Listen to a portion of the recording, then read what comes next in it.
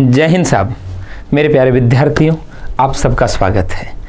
रीट परीक्षा देने के बाद सबसे ज़्यादा मन में एक प्रश्न जन्म ले रहा है, वो ये तो है, एक प्रश्न तो ये है कि कट ऑफ कितनी रहेगी, और दूसरा प्रश्न यह है कि हम अब आगे क्या करें। कट ऑफ के बारे में विश्लेषण हम इससे पहले वाले वीडियो में तथ्यों के साथ कर चुके हैं, और जहाँ तक संभावनाएं लगती है कि 120 के आसपास एसएसटी की कट ऑफ रहने वाली है और साइंस के 125 के आसपास और अधिक ही रहने की संभावना है, और लेवल फर्स्ट भी साइंस के इर्द गिर्द ही रहने की चर्चाएं हैं। खैर, आज मैं विशेष तौर पे यह चर्चा करना चाहता हूं कि हम आगे क्या करें, क्योंकि आप सबके व्यक्तिगत मैसेज का और कॉल्स का उत्तर दे पाना संभव नहीं हो पाता। अब हम आगे क्या करें। एक दूसरा पहलू यह है कि चारों ओर अखबार में या सोशल मीडिया पे या यूट्यूब पे हम जो देख रहे हैं, कई प्रकार के वीडियो चल रहे हैं। व्यूज के लालच में कई प्रकार की दिशा भ्रमित करने वाली बातें भी फैला दी जाती हैं, और उससे विद्यार्थी एक नकारात्मकता का शिकार हो जाता है। लेकिन मेरा हमेशा से मानना रहा है कि हमें समस्या का नहीं, हमें समाधान का चिंतन करना चाहिए। समस्या बताने वाले बहुत हैं, समस्या से जो जूझ रहे हैं उनको भी मालूम है कि समस्या क्या है। हम उन्हें वीडियो में आकर केवल समस्या बताएं, कोई फायदा नहीं। हम समाधान की बात करें। समाधान क्या हो सकता है। रीट परीक्षा में कुछ जो खबरें हम देख रहे हैं अखबारों में, वीडियोज़ के माध्यम से, उनमें यथार्थता कितनी है, वो कितनी सत्यता की ओर जाती हैं, और कितनी वो माहौल से जनित है, दोनों ही पक्ष है। सरकार की कुछ खामियां रही। पहला दायित्व सरकार का बनता है। सरकार को भी कुछ सुधारात्मक कदम उठाना चाहिए। मानते हैं इतनी बड़ी परीक्षा का आयोजन कर पाना और 20-25 लाख लोग जिस परीक्षा में शामिल हो रहे हैं उन पे सब पे निगाह रख पाना संभव सा काम नहीं लगता, लेकिन दायित्व से तो मुंह नहीं मोड़ा जा सकता। तो आप ऐसा कर सकते हैं कि प्राइवेट सेंटर्स ना दें, आप केवल सरकारी सेंटर्स में एग्जाम करवाएं। ठीक है, तो अब आपका तर्क ये रहेगा, प्रशासन का तर्क ये रहेगा कि हम इतने बच्चों को सरकारी सेंटर्स में ही परीक्षा कैसे करवा सकते हैं। तो आपने एसआई परीक्षा 3 चरणों में करवाई, आप पटवार परीक्षा 2 चरणों में करवाने वाले हैं, ग्राम सेवक परीक्षा 2 चरणों में करवाने वाले हैं, तो रीट परीक्षा क्यों नहीं, जिसमें सबसे ज़्यादा अभ्यर्थी थे। मतलब परीक्षाओं को आप एकाधिक चरणों में करवा सकते हैं। दूसरी बात, जब किसी परीक्षा में इतने अभ्यर्थी शामिल हो रहे हैं तो आप एक काम और कर सकते हैं, एक प्री परीक्षा रख दीजिए, एक बाद में मेंस रख दीजिए। आप ग्राम सेवक में प्री मेंस रख रहे हैं तो शिक्षक भर्ती में भी रखी जा सकती है, तो बाद में प्री का इतना अधिक महत्व नहीं रह पाता। उसमें यदि कोई छोटी मोटी गड़बड़ भी हो जाती है तो कोई बड़ा विषय नहीं होता, उसको फिर कंट्रोल किया जा सकता है। आप एक प्री करवा दें, फिर मेंस के अंदर संख्या ये 4 से 5 लाख घट के रह जाएगी, तो बहुत सिक्योरिटी के साथ ये परीक्षा करवाई जा सकती है।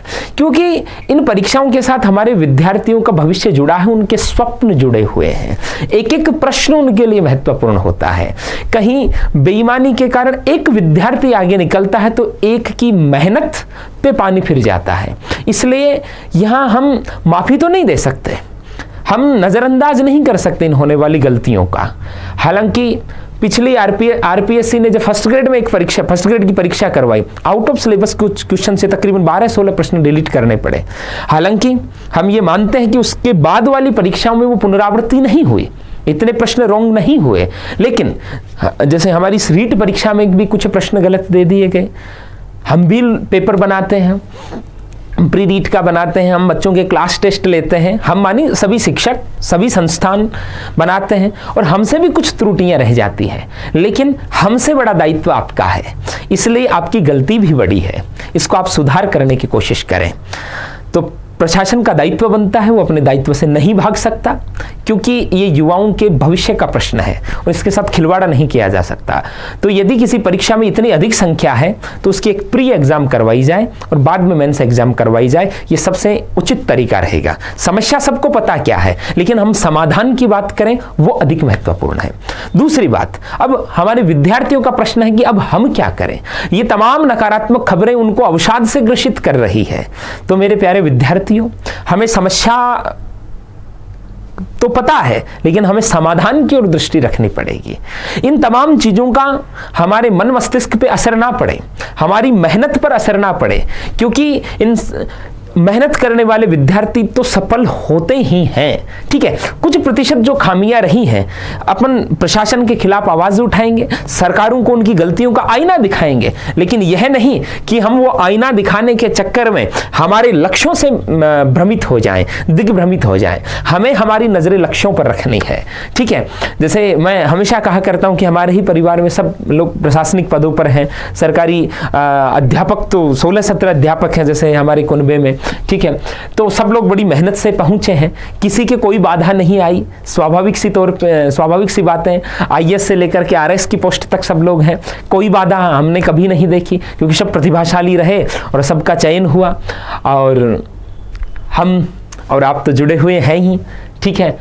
तो अब क्या करें, अब हम फर्स्ट ग्रेड सेकंड ग्रेड की तैयारी करें। रीट के अभ्यर्थियों को मैं ये कहना चाहूँगा, दोनों परीक्षाएं बहुत जल्दी अनाउंस हो सकती है। अब आपका प्रश्न रहेगा कि गुरुदेव पहले कौन सी होगी, ये हम अभी तय नहीं कह सकते। जब कुछ ऐसी खबरें मिलेंगी तो हम आपके साथ साझा करेंगे। लेकिन मैं जहाँ तक मानता हूँ कि कोई शिक्षक भर्ती परीक्षा की तैयारी कर रहा है, ठीक है, तो उसके सेकेंड पेपर, जो विषय का पेपर, उसमें बहुत अधिक साम्यता ही रहती है, भले वो सेकेंड ग्रेड हो भले वो फर्स्ट ग्रेड हो। तो वो अपने सिलेबस को सामने रखें, टॉपिक्स को चिन्हित करें और उनकी तैयारी करता रहें, उनकी तैयारी करें, ठीक है।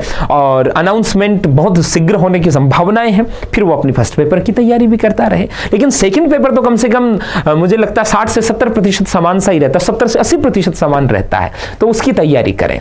पढ़ने की आपकी आदत पड़ी हुई है, आप लगातार पढ़ रहे हैं, पिछले कुछ महीनों से आप तपस्या कर रहे हैं। इन नकारात्मक खबरों के चक्कर में, YouTube के व्यूज पाने के चक्कर में जो दिग्भ्रमित करने की आदत पड़ गई है लोगों को, ठीक है, उनके चक्कर में आप अपनी मेहनत पर और आपने मन मस्तिष्क की स्थिरता पर असर न आने दें। क्योंकि मेरा मानना है कि जो मेहनत करेगा, जो दौड़ेगा, वो जीतेगा।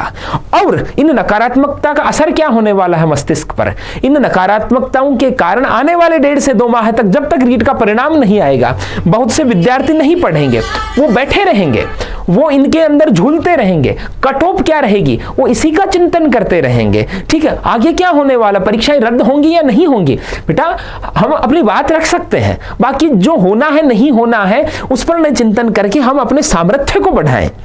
समाधान, हम हमारे सामर्थ्य को बढ़ाएं। और हमारा सामर्थ्य है, हम में शक्तियां हैं। क्योंकि मैं जितने भी आपसे बात कर रहा हूं, मुझे गुरुजी 120 बन रहे हैं, 125 बन रहे हैं, 128 बन रहे हैं, 118 बन रहे हैं, 115 बन रहे हैं, तो वैसे तो नहीं बन रहे। आपने तपस्या तो की है स्वाभाविक तौर पे, आप मेहनत तो कर रहे हैं, आदत तो बनी हुई है, बस उस आदत को छोड़ना नहीं है।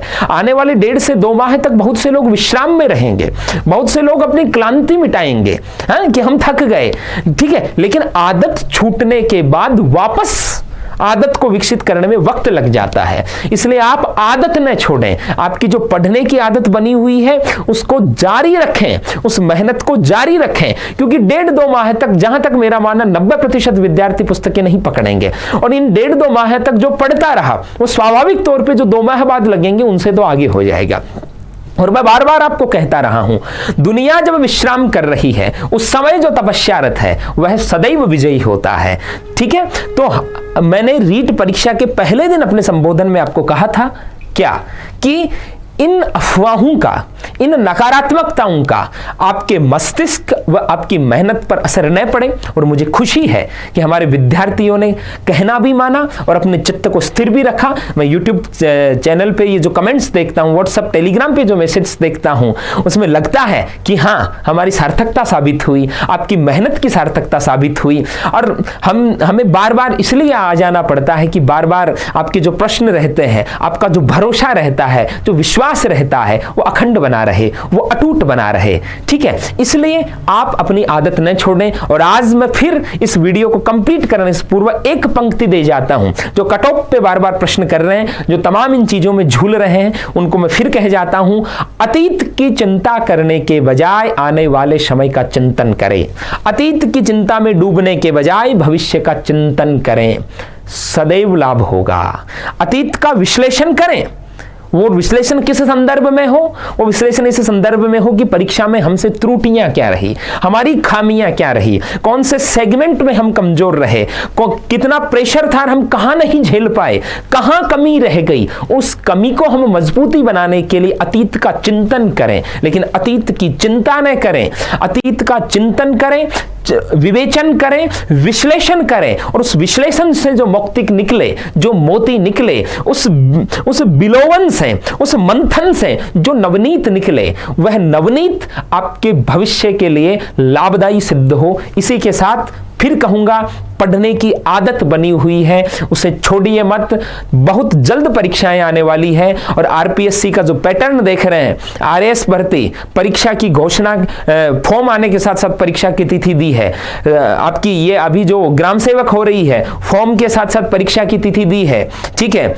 और तो इनसे ये एसआई तुरंत तिथि देकर के एग्जाम करवा दी गई।